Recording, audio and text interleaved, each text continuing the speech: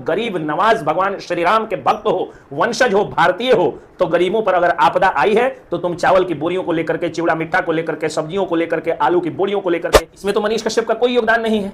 Manish Kashyap son of Bihar है, एक popular YouTuber हैं, पत्रकार हैं डिजिटल मीडिया के, अब वो एक नेता हैं, वो एक पारस पत्थर हैं, उनसे जो सटा वो सोना हुआ। इस वीडियो का व्यूज और फॉलोअर सिर्फ मनीष कश्यप के कारण बढ़ा हुआ है। वो लोग देख लें कि आज मनीष कश्यप के ऊपर वीडियो डालने से उतना व्यूज नहीं है जितना कि स्टिंग जैसे जो कोल्ड ड्रिंक है उस पर वीडियो बनाने से अनिकेत रंजन को व्यूज। जब हनुमान चालीसा बांट रहे थे तो कुछ लोगों ने कहा कि हनुमान चालीसा बांटने से कौन सा समाज का कल्याण होगा। अब ये जो लोग कहते हैं कि हनुमान चालीसा बांटने से कैसे समाज का कल्याण होगा, हनुमान जी के मंदिर बनाने से कैसे कल्याण होगा, शिव जी के मंदिर पर जल चढ़ाने से कैसे कल्याण होगा।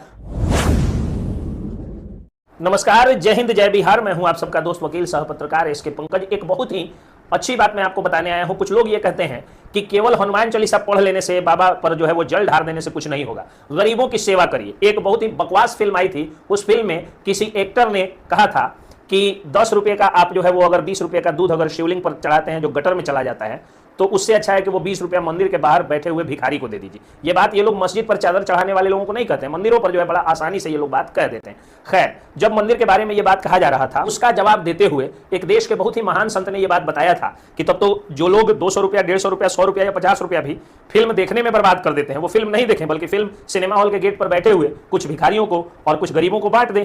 तो ये बात तो जो है फिल्म वालों ने नहीं दिखाई। और रही बात दूध के वेस्टेज की, तो वो दूध वेस्टेज नहीं होता है, सदियों से परंपरा है, जहां भी बड़े बड़े शिवालयों में दूध चढ़ाया जाता है वो दूध बह करके और शिवगंगा में जाता है, जो बगल का एक तालाब बड़ा सा होता है उसमें जाता है। और उस शिवगंगा में जो दूध जाता है वो भांग के साथ जाता है, धतूर के गुणों के साथ जाता है और जा करके और वाटर को डिटॉक्सिफाई करता है, वाटर को प्यूरिफाई करता है, पानी में लगे कीड़ों को मारता है और वो दूध उसमें पल रही मछली को मिलता है और मछली का जो अंडा है वो मजबूत होता है, मछलियों को पोषण मिलता है और वो मछलियां फिर जलों को सुरक्षित करती हैं, साफ करती हैं, जो नेचुरल वाटर प्यूरिफायर होती हैं, जलों की गंदगियों को साफ करती हैं। तो एक शिव जी को एक लोटा पानी चढ़ाने से इतनी सारी समस्याओं का निदान हो जाता है। ये बातें मैं इसलिए कह रहा हूं कि कुछ लोग, जब अनिकेत रंजन, सन ऑफ किसान अनिकेत रंजन, जब हनुमान चालीसा बांट रहे थे तो कुछ लोगों ने कहा कि हनुमान चालीसा बांटने से कौन सा समाज का कल्याण होगा। अब ये जो लोग कहते हैं कि हनुमान चालीसा बांटने से कैसे समाज का कल्याण होगा, हनुमान जी के मंदिर बनाने से कैसे कल्याण होगा, शिव जी के मंदिर पर जल चढ़ाने से कैसे कल्याण होगा, वो सब के सब चूड़ी पहन करके और घरों में बैठ गए हैं। जब चंपारण सहित पूरे बिहार में चारों तरफ आगलगी का तांडव मचा हुआ है,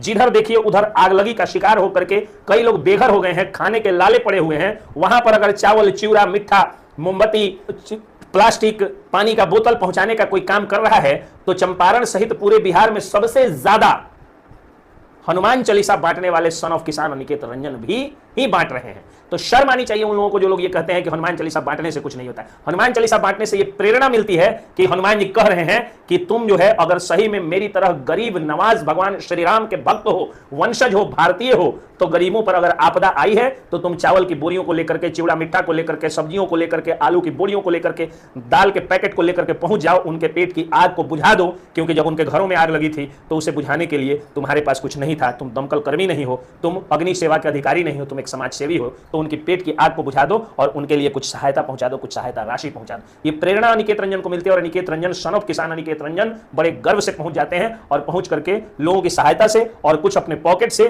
इकट्ठा करते हैं और इकट्ठा करके और लोगों को पहुंचाने लगते हैं अग्नि पीड़ितों को सहायता।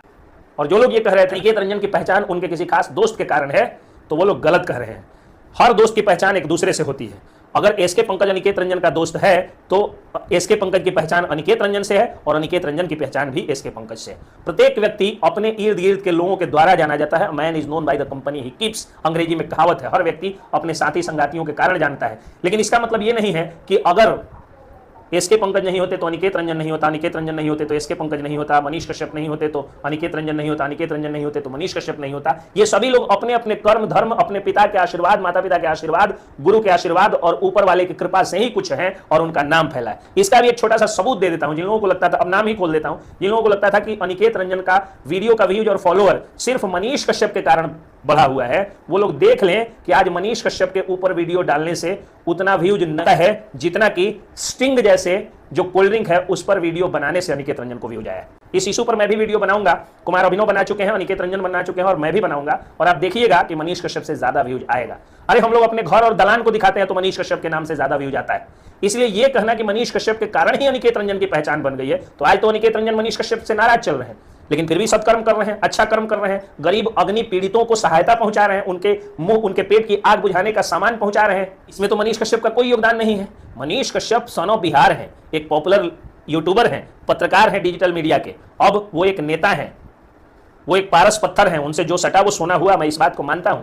लेकिन अनिकेत रंजन की पहचान सिर्फ उन्हीं से है, ये कहना मूर्खता से बड़ा कुछ नहीं है। अनिकेत रंजन मनीष कश्यप के मिलने से पहले से भी नामी थे, आज भी नामी है, और आज नाराज हो गए तब भी नामी है। हालांकि मेरी कोशिश और अपील यही रहेगी कि उनको नाराज नहीं होना चाहिए। थोड़ी बहुत नाराजगी अगर दोस्तों से है तो उसको दूर करके फिर से मिलना चाहिए उनको। मिलेंगे भी, मुझे पूरा विश्वास है, क्योंकि दो दुष्ट लोग कभी एक नहीं हो सकते और दो अच्छे लोग कभी अलग नहीं हो सकते। कुछ क्षणों की नाराजगी होती है, फिर दूर हो जाता है। जय हिंद, जय